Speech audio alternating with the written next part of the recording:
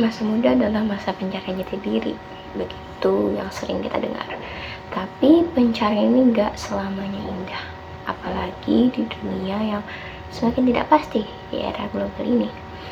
Jika dulu film-film remaja dibungkus dengan begitu banyak drama romansa, belakangan ini mulai dipenuhi cerita-cerita lain, dari anxiety hingga quarter life crisis yang mencerminkan betapa masa muda gak selalu manis dan romantis. Hai, aku Nova. Di sini aku bakal ngebahas gimana sih film-film Indonesia dengan rate remaja ini bisa menyampaikan kegelisahan kaum muda dan kaitannya dengan krisis identitas. Menurutku, film-film remaja Indonesia memang sudah mulai bisa memotret kerumitan emosional yang dialami oleh kaum muda. Dalam beberapa tahun terakhir, film-film Indonesia tidak lagi sekadar bercerita tentang romansa sekolah atau kisah-kisah klise masa remaja, tapi sudah mulai berani mengangkat isu yang lebih kompleks terkait krisis identitas, terkait kecemasan atau anxiety, depresi, bahkan hingga quarter life crisis. Cerita-cerita yang mengangkat anxiety, depresi, dan semua mental crisis ini menjadi semakin relevan karena sejalan dengan keresahan yang dialami Gen Z yang merupakan mayoritas penonton muda Indonesia saat ini. Gen Z atau generasi yang tumbuh di era digital ini, di era informasi serba cepat dan keterbukaan isu sosial, mereka mempunyai citra yang seolah-olah bisa lebih vokal, bisa lebih adaptif dan kreatif. Tapi di sisi lain, Gen Z ini juga punya persoalannya sendiri. Gen Z kerap dihadapkan pada tekanan hidup yang juga gak kalah besar dibanding generasi-generasi sebelumnya. Nah, peristiwa hidup yang rasanya menguras emosi ini sejalan dengan teori emerging adulthood oleh Arnett tahun 2000, di mana fase transisi antara remaja dan dewasa akan mendorong manusia untuk mengeksplor lebih jauh tentang identitas mereka, tentang tujuan mereka, kenapa mereka ada di dunia ini sih, gitu. Yang mana dapat menjadi roller coaster juga bagi sebagian orang. Nah, di film-film Indonesia sekarang, lewat visual, narasi, dan karakter yang relatable, film-film ini bisa menjadi medium yang bukan hanya menghibur tapi juga memvalidasi bahwa kegelisahan, terus persoalan, mental crisis, dan semua itu tuh hal yang valid gitu, hal yang nyata dan gak hanya segelintir orang yang mengalami, tapi memang mayoritas orang juga mengalami hal tersebut yang mungkin untuk sebagian orang juga susah untuk diungkapkan gitu, karena mungkin tidak ada media, tidak ada orang untuk menceritakan hal tersebut gitu. Jadi film di sini berperan sebagai medium bagi generasi-generasi muda untuk merasakan, untuk menyentuh kembali perasaan mereka. Nah, seperti yang kita tahu, anak muda erat kaitannya dengan hubungan asmara. Begitu pula yang di-frame dalam media sinema. Salah satu yang menarik untuk aku bahas sekarang itu dalam kaitannya dengan mental crisis ya, adalah film Yuni di tahun 2021. Film Yuni ini menawarkan sudut pandang berbeda terkait krisis identitas remaja di tengah tekanan budaya dan tradisi. Film ini menceritakan tentang kisah Yuni yang hidupnya berubah total ketika ia 2 kali menolak lamaran laki-laki. Nah, laki-laki yang melawar dia kebetulan jauh lebih tua. Terus si Yuni ini digambarkan hidup di daerah yang lumayan pinggir gitu. Jadi masih kental dengan adat dan kebudayaan, masih kental dengan kepercayaan-kepercayaan seperti mitos-mitos seperti itu. Nah, menurut kepercayaan setempat nih, di tempatnya si Yuni, jika ada seseorang perempuan menolak lamaran laki-laki ketiga kali, kayak 3 kali menolak lamaran laki-laki, ia akan susah menikah. Nah, sementara di sisi lain, Yuni itu punya cita-cita yang tinggi. Dia punya cita-cita untuk melanjutkan pendidikan di perkuliahan, dan dia dihadapkan pada tekanan sosial ini, dimana dia harus menikah. Kalau tidak menikah sekarang, dia akan susah menikah, kata orang-orang gitu. Dia menghadapi dilema personal dan ketakutan akan masa depan. Konflik ini tuh nggak cuma relevan bagi remaja di daerah, tapi juga menjadi simbol pertarungan kaum muda Indonesia dalam menentukan masa depannya di tengah konstruksi sosial yang masih konservatif gitu. Ini menggambarkan pergulatan remaja yang ingin mengejar mimpi tapi terjebak dalam tradisi gitu. Selain itu, film ini juga menggambarkan bagaimana anxiety dialami oleh kaum muda. Ini memiliki keresahan yang begitu besar. Dia takut dikucilkan karena tidak menikah, dia takut gagal meraih mimpinya, dan dia takut dicap buruk oleh lingkungannya. Nah, semua itu menggambarkan sisi gelap angst dari remaja yang seringkali tidak terlihat dari luar tapi menggerogoti batin mereka secara perlahan. Film ini juga menggambarkan bagaimana tekanan sosial terhadap perempuan begitu kuat bahkan sejak usia sekolah, di mana keputusan personal unit tentang tubuh, tentang diri dan masa depannya diintervensi oleh keluarga, oleh lingkungan, dan bahkan oleh institusi pendidikannya. Ini tuh menggambarkan keresahan kaum muda, terutamanya perempuan di berbagai wilayah di Indonesia, terutama mereka yang ingin melawan arus budaya patriarki, utamanya yang ada di daerah pinggiran. Nah, masih terkait dengan anxiety. Anxiety di sini aku pengen bahas dari film Nanti Kita Cerita Tentang Hari Ini, dimana ada satu karakter yaitu Awan, si anak bungsu dari keluarga ini yang mendapatkan tekanan begitu besar untuk jadi anak baik-baik sesuai stigma sosial dan menjadi penerus harapan keluarga. Nah, tekanan ini tuh tanpa disadari memicu kecemasan kronis pada diri si Awan ini. Awan sering merasa tidak cukup baik, merasa takut gagal, dan takut mengecewakan ekspektasi orang tuanya, yang mana merupakan ciri dasar dari anxiety pada remaja atau orang dewasa muda.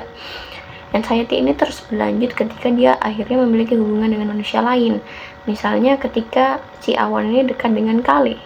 Hubungan mereka itu menunjukkan gimana individu yang memiliki luka batin dan kecemasan sering kesulitan membangun hubungan yang sehat, hubungan yang tidak berkonflik gitu. Awan tuh takut terluka, takut kehilangan, dan sulit percaya sepenuhnya. Hal yang begitu lekat dengan karakter anxiety. Nah, anxiety dalam film ini itu sangat kental, sangat relatable dengan remaja atau dewasa muda. Bahkan aku pun merasa bahwa oh iya benar sih, ketika ada ekspektasi orang tua ditaruh dalam diri kita, di mana lingkungan, di mana orang tua mengharapkan sesuatu yang begitu besar, ada begitu banyak kecemasan, begitu banyak rasa takut yang muncul, yang mana kemudian berimbas pada bagaimana kita membangun hubungan dengan orang lain gitu. Nah, film ini menggambarkan bahwa anxiety bukan hanya masalah personal, tetapi juga lahir dari bagaimana pola asuh orang tua, bagaimana keluarga berhubungan, terus trauma masa kecil, dan dinamika sosial lainnya yang tidak begitu sehat begitu. Lebih lanjut lagi, di sisi lain ada memang film yang mengangkat isu mental health dengan begitu eksplisit. Misalnya di Kukira Kau Rumah pada tahun 2022. Film ini itu sangat populer di tahun tersebut karena berani mengangkat isu mental health yang orang-orang tuh masih belum terlalu familiar, yaitu bipolar.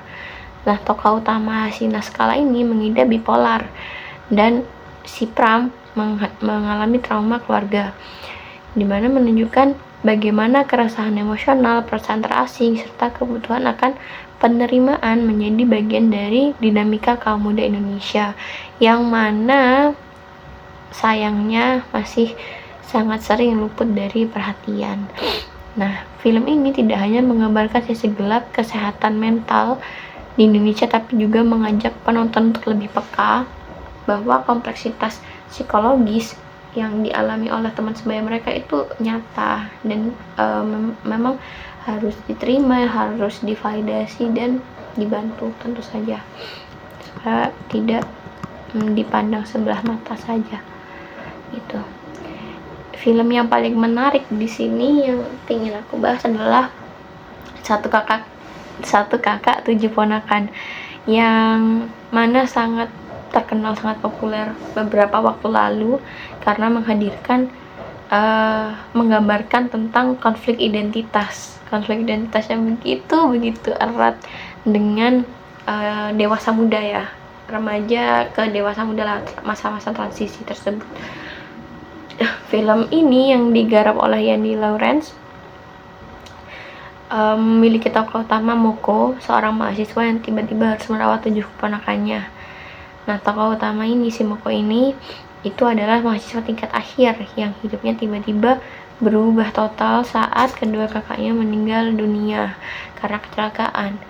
Jadi dia tidak memiliki persiapan, dia tidak mempunyai rencana atau bayangan apapun, tapi dia tiba-tiba harus menjadi orang tua bagi 7 keponakannya. Sebagai anak muda, tentunya dia masih berharap memiliki waktu untuk dirinya sendiri. Dia masih ada dalam fase pencarian jati diri, persis seperti yang dijelaskan Erik Erikson nih di teori identity versus role confusion. Jadi film ini tuh mengangkat teori ini dalam sinema.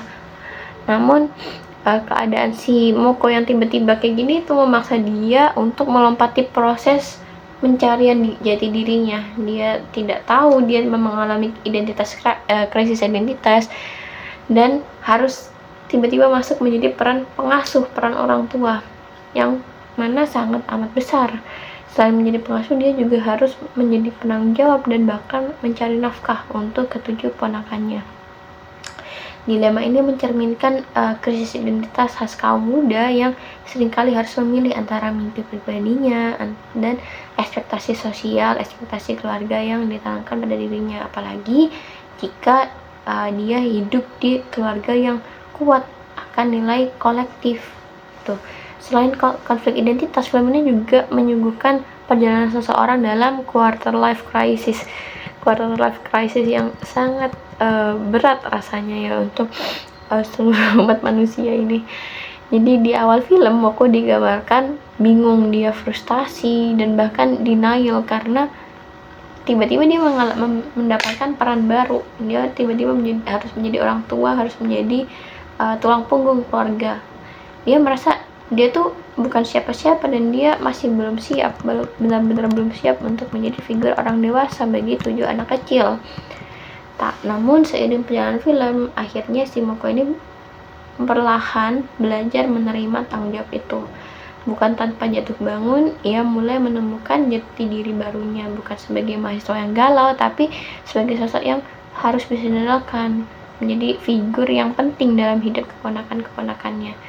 Nah, ini adalah contoh bagaimana film, terutama film ini, menggambarkan krisis identitas sebagai proses yang penuh dengan kegambangan, penuh dengan kesulitan dan rintangan, tetapi juga menggambarkan bahwa memang diperlukan supaya kita bisa bertumbuh. Nah, contoh lain dari proses potret krisis identitas ini ada dalam film Elang. Film Elang ini menceritakan tentang pesepak bola ya. Jadi tokoh Elang itu harus memilih antara membela timnas Indonesia atau menyelamatkan ibunya yang diancam oleh mafia.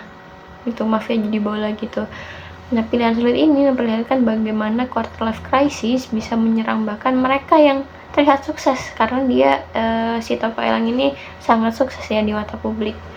Nah, lewat tekanan sosial, ancaman eksternal, dan beban moral, film ini akhirnya berhasil merepresentasikan anxiety dan kegambangan yang menyelimuti manusia di era quarter life crisis mereka. Dan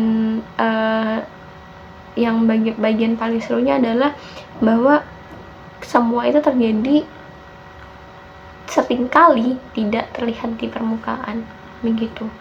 Nah, dari film-film ini bisa aku simpulkan bahwa sinema Indonesia itu mulai bergerak melampaui narasi romansa ya.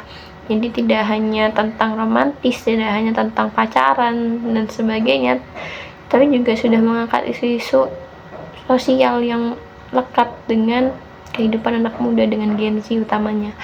Isu-isu seperti anxiety, depresi, krisis eksistensial, hingga ketakutan akan banyak hal, ketakutan menjalani relasi, ketakutan akan karir, semua itu tuh sekarang tuh ada ruang yang lebih besar untuk diangkat dalam visual, dalam sinema. Meski demikian, perlu diakui bahwa beberapa film itu masih cenderung normatif atau melodramatik. Jadi penggambaran yang lebih jujur, penggambaran yang lebih berani dan lebih eksplisit itu memang masih belum ada di sinema Indonesia pada saat ini. Harapannya memang bisa ya, karena mental crisis itu tidak dramatis, mental crisis itu tidak romantis, itu sangat tidak menyenangkan dan sangat kompleks rasanya tuh ya. Well, at the end, sinema itu bukan hanya tentang media hiburan, tetapi juga menjadi cerminan bahwa kegelisahan sosial dan psikologis generasi muda itu ada, real dan nyata. Melalui film, publik diajak memahami bahwa di balik wajah ceria atau pencapaian kaum muda, di mana mereka bisa begitu vokal, bisa begitu kritis, kreatif, ada pergulatan batin, keresahan, dan pencarian jati diri yang tidak terlihat. Ketika industri film berani mengangkat isu-isu ini secara lebih dalam dan lebih otentik, maka film bukan hanya menjadi cermin, tapi juga ruang aman untuk kaum muda mengenali dan berdamai dengan krisis identitas yang mereka alami. Sekian dari aku. Bye-bye.